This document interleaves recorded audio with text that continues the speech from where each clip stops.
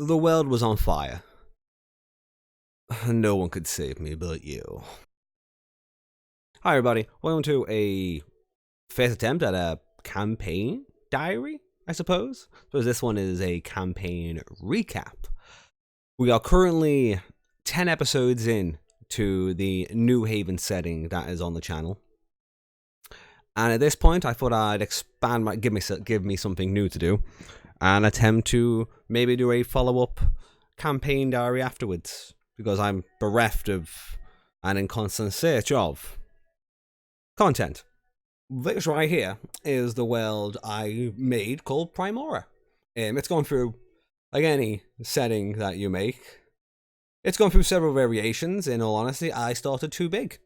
Do I need this? No. But I can make a whole other series on things you should not do when starting world building. But I'd rather just point you in the direction of Matthew Coville and just be happy with that, to be fair.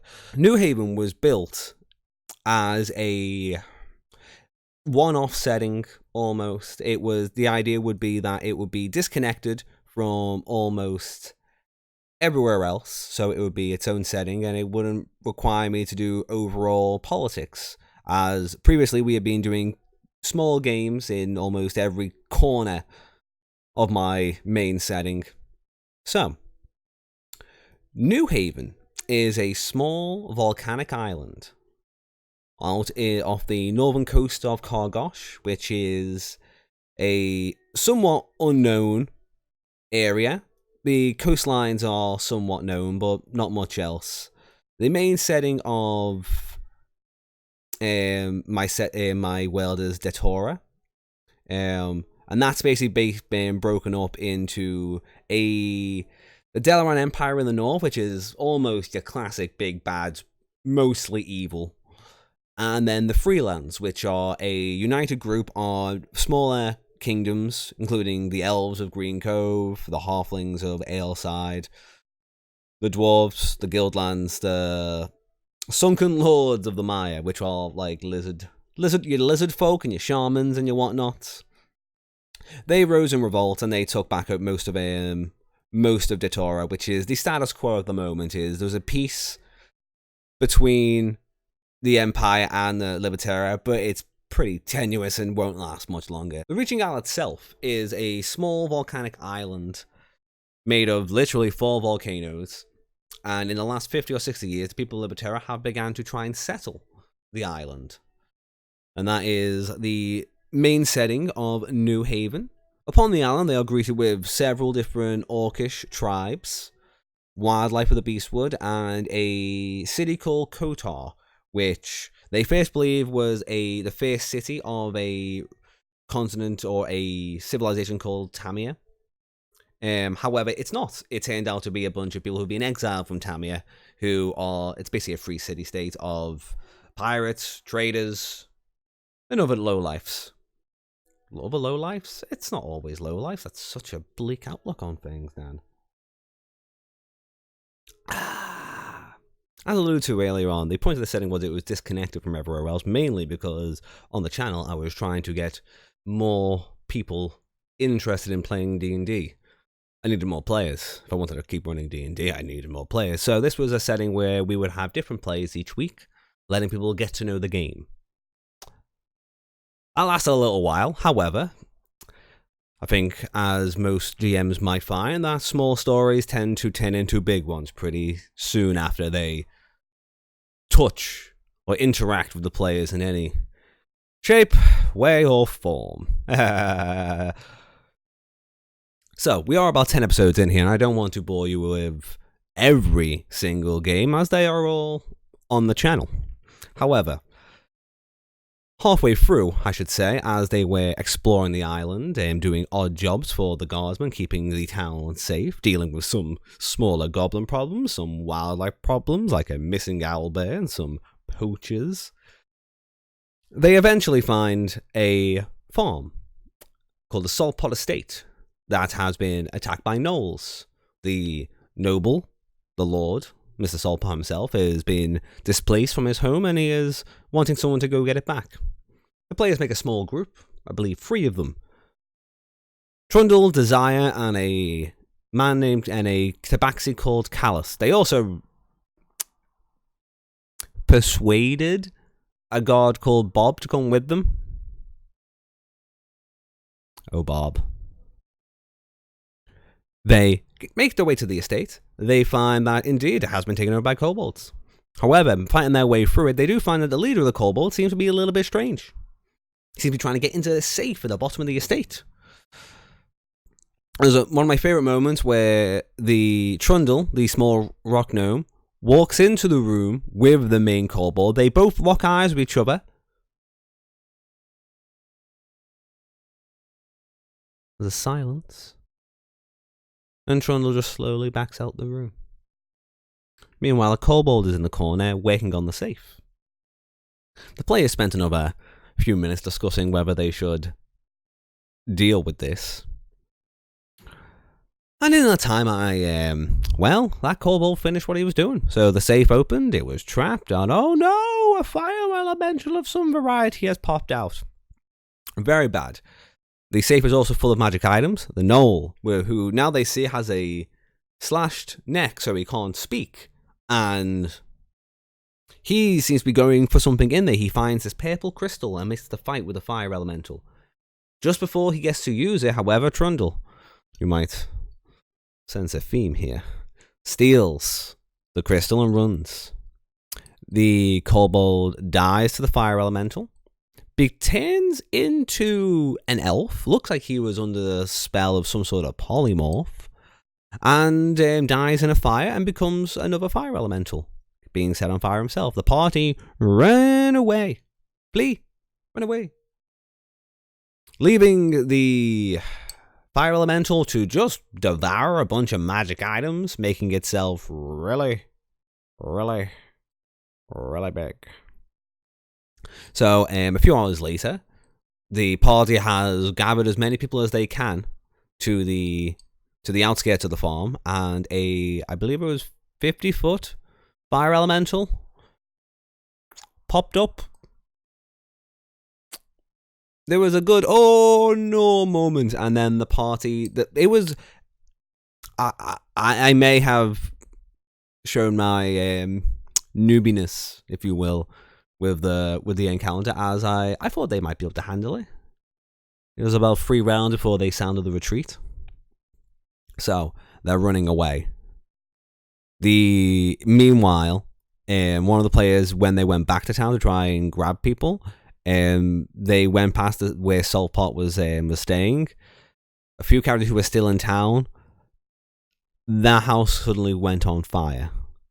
The first hint that something's fucked up.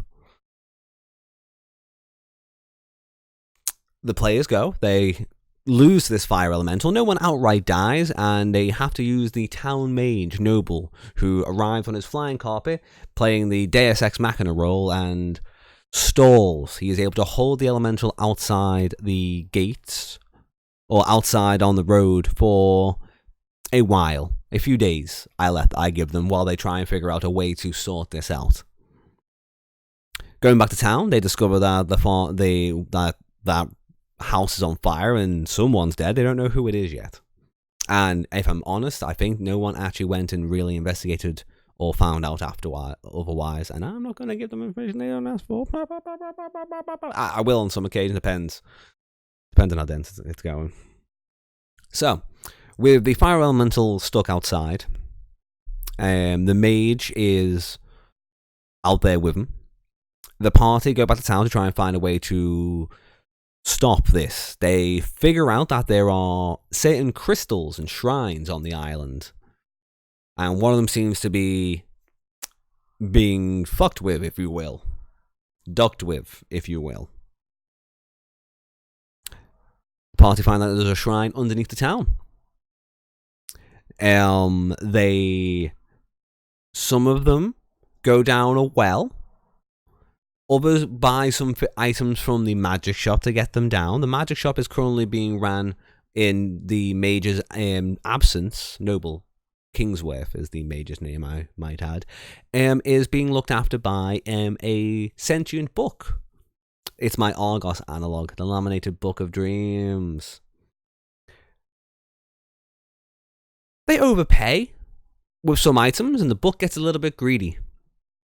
This was just a ploy for me to have a mad book, to be fair, which is, funnily enough, what we're currently dealing with in the current games. Like this, episode 10 and episode 11 will both be dealing with the book and the tower.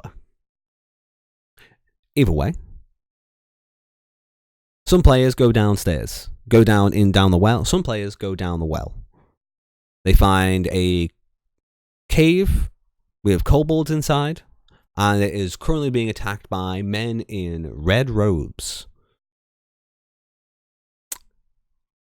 A fight ensues, as you would expect.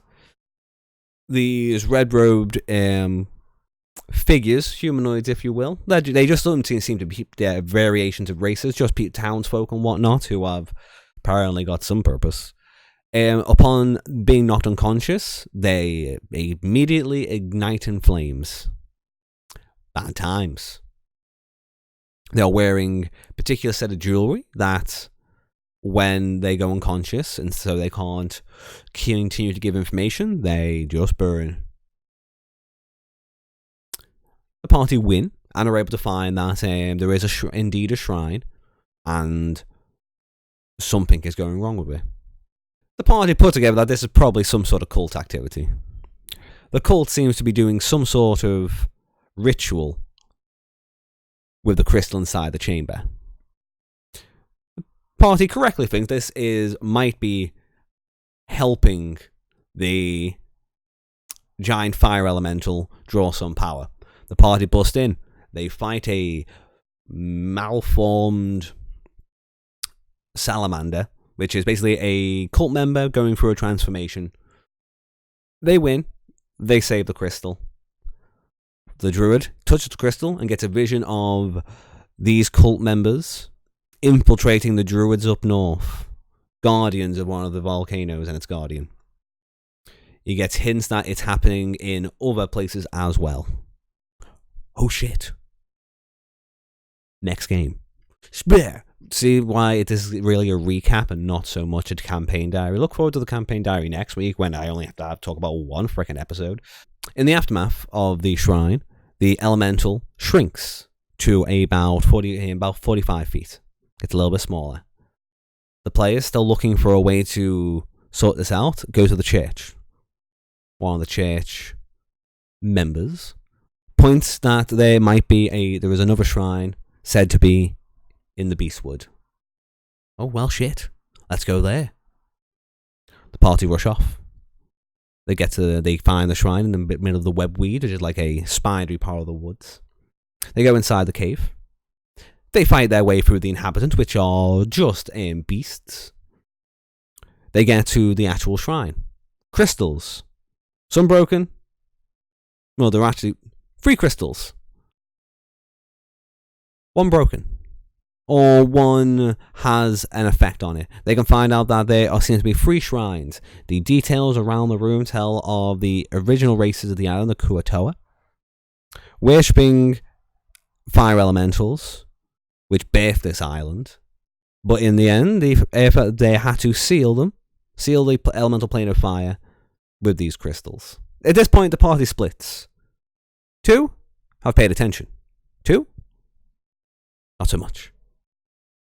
Entering, they still open the shrine room and they find a large fire demon, the guardian of the shrine. This time, no real cult activity. The battle starts. About halfway through the battle, the cultists arrive and say thank you for doing our job for us. They then realize they actually haven't killed the guardian yet and like, oh, well, we should have waited 5 minutes. A fight breaks out on both sides. In the end, 2 of the players begin attacking the actual crystal. They break the crystal, and the entire cave is set ablaze as part of the elemental plane of fire begins breaking through. 2 players run for their little lives, while other 2, one is killed before the crystal breaks, and because he was so close to the damn thing, his soul is now the tabaxi. His soul is currently wandering the elemental plane of fire, while the other died in a blaze of glory Ish. The other two ran away. Soon as this elemental plane of fire seal was broken, the giant elemental got more powerful, became unstable, and it broke through the mage's power.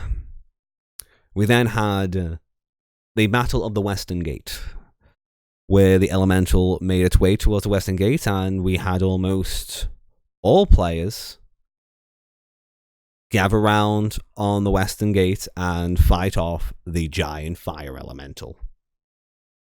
The party was indeed successful. Win-win. Second time round, win.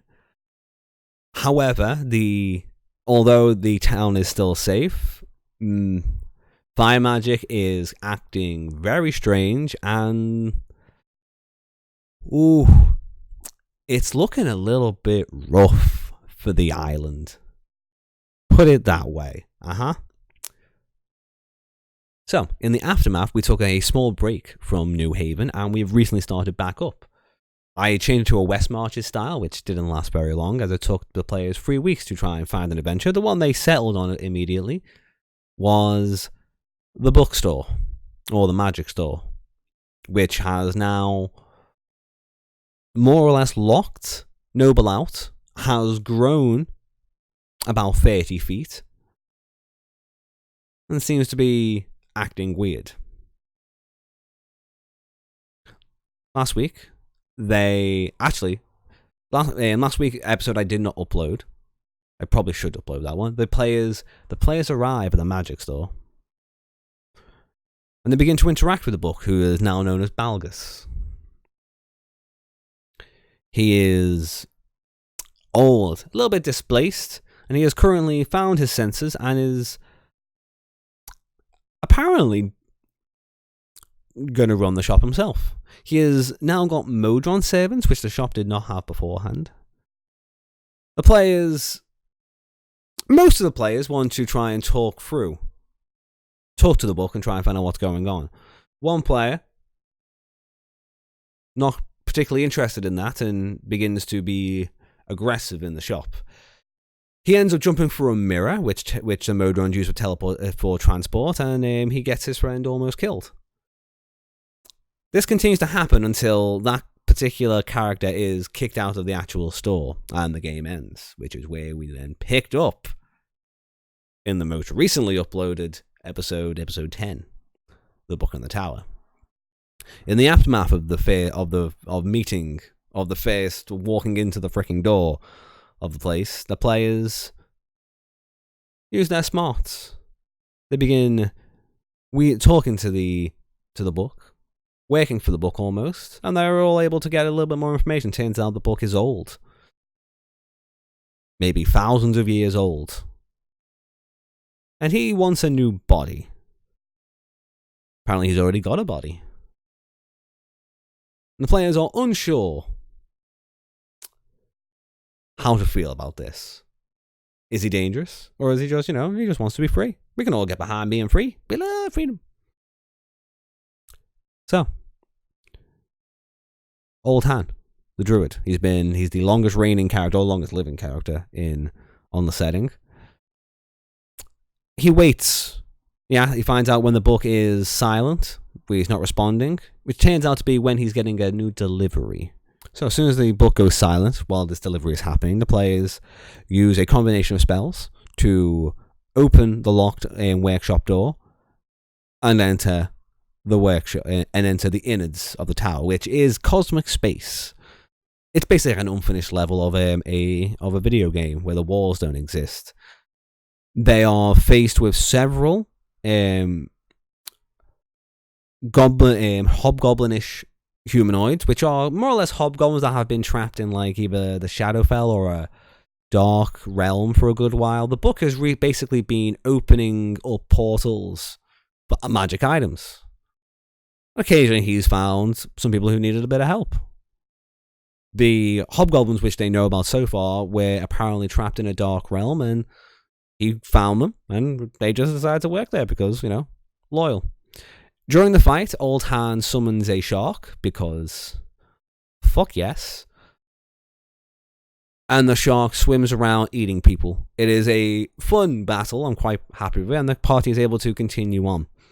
They end up going to the next room where they find a lunatic, more or less. He is a warlock, and he is literally insane. I like Lovecraft. I like Lovecraftian horror. I like Lovecraft might be a little bit strong, but Lovecraftian cosmic horror, and we actually talk about it in the game. I was in this NPC was more or less inspired by The Jaunt by Stephen King, a short story about teleportation.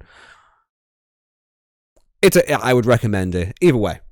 They have a cultist, and they are pressed for time, really. So they ambush him. They just wait, and then they smack him on the head, and he drops. As they run, trying to get to the book before he wakes up, they are met with an alarm.